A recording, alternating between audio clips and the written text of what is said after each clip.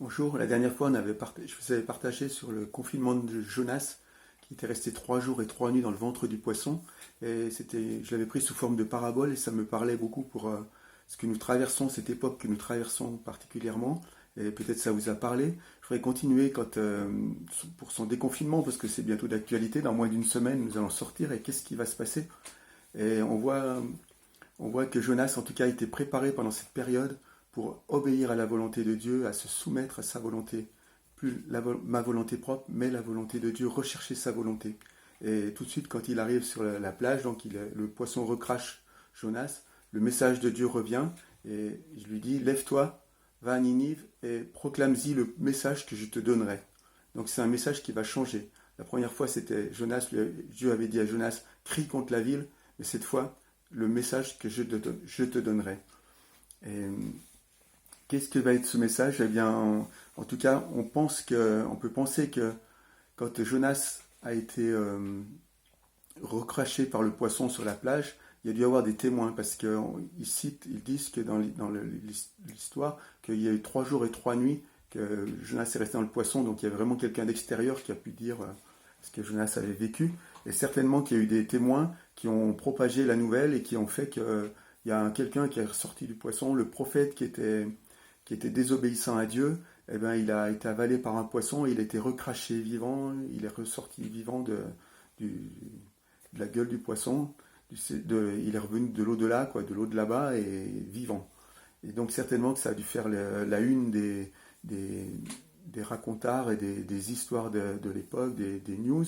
Et quand Jonas va arriver à Ninive, qui est toujours aussi loin, il y a toujours le même effort pour aller à Ninive, il fallait plusieurs semaines de marche, eh bien, le message est déjà préparé. Et ce qu'il va dire, le messager est préparé, ce qu'il va apporter, ça va être vraiment quelque chose qui aura une puissance autre que de crier contre la ville et que de crier en tant que prophète et personne propre juste du peuple élu, je crie contre la ville, vous devez vous repentir. Là, quel va être le message de Dieu? Eh bien, en tout cas, ce que Jonas va dire, ça a un impact incroyable. Et donc, qu'est-ce qu'il va dire? Cette parole, encore 40 jours et Ninive sera détruite. Il déclenche le chronomètre de Dieu. Attention, à 40, je compte jusqu'à 40 et la ville sera détruite. Nous, quand on dit ça aux enfants, on compte jusqu'à 3, les enfants attendent toujours le numéro 3 pour démarrer. Là, à peine Jonas a commencé à parler, il arrive sur cette ville devant la muraille de Ninive, qui faisait plus de 3 jours de marche, le tour de la ville. Et devant la muraille, aussitôt les sentinelles vont proclamer le message à l'intérieur aux notables et aux rois. Et tout de suite, il va y avoir une réaction qui fait que les gens du plus grand jusqu'au plus petit, ils vont avoir une frayeur de l'Éternel, une crainte qui va les amener à se repentir. Ils disent, mais si Jonas, qui était le prophète désobéissant, il est passé par la mort et par le jugement de Dieu, nous qui sommes vraiment des impies, qui ne distinguons ni la droite ni la gauche, ni quoi que ce soit, il n'y a aucune justice dans notre ville, ils se reconnaissaient quand même pécheurs, les pécheurs se reconnaissent plus facilement pécheurs que des fois les justes. Eh bien alors combien ça doit être grave, et donc ils se mettent à jeûner les hommes et les animaux. Et donc vraiment là il y a eu quelque chose qui s'est passé, et certainement que ce jeûne, vraiment d'une ferveur très intense, a fait qu'ils ont senti que l'approbation de Dieu, qu'il n'y aurait plus le jugement sur la ville.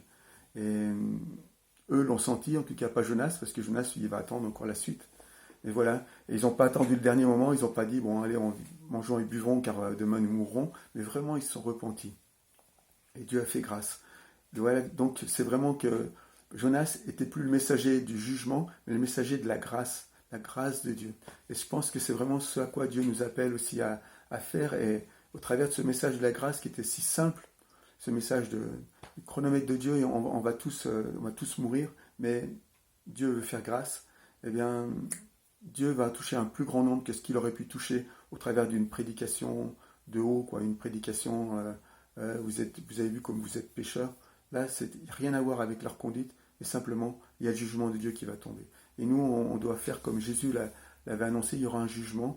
Comme les apôtres le disaient, il y aura un jugement au travers de Jésus. Mais il y a un temps de grâce, et nous pouvons annoncer la grâce maintenant. Nous pouvons aller vers les Ninivites, et si on se met en accord avec la parole de Dieu, avec ce que Dieu veut nous envoyer à dire, nous pourrons proclamer ce message. Ce qui est important, ce n'est pas le message, mais c'est le messager qui a été préparé, qui est humble, qui est un messager de la grâce. C'est par grâce. Dieu ne nous doit rien. S'il nous a sauvés, c'est pas parce qu'on avait une bonne conduite, c'est vraiment parce qu'il nous a fait grâce. On n'a rien mérité. Et puis, il nous doit rien. C'est comme ça. Mais par contre, il nous donne tout.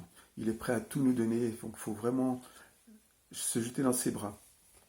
C'est ce que je vous invite à faire, à recevoir de Dieu cette parole pour le monde, pour les Ninivites. Quand nous allons retourner, que nous allons nous déconfiner, nous allons pouvoir rendre visite à des gens, voir les dégâts aussi. Qu'est-ce que Dieu nous appelle à faire? Comment manifester l'évangile, la bonne nouvelle de Jésus au travers de ce que nous connaissons, de ce que nous avons, de ce que nous pouvons partager peut-être.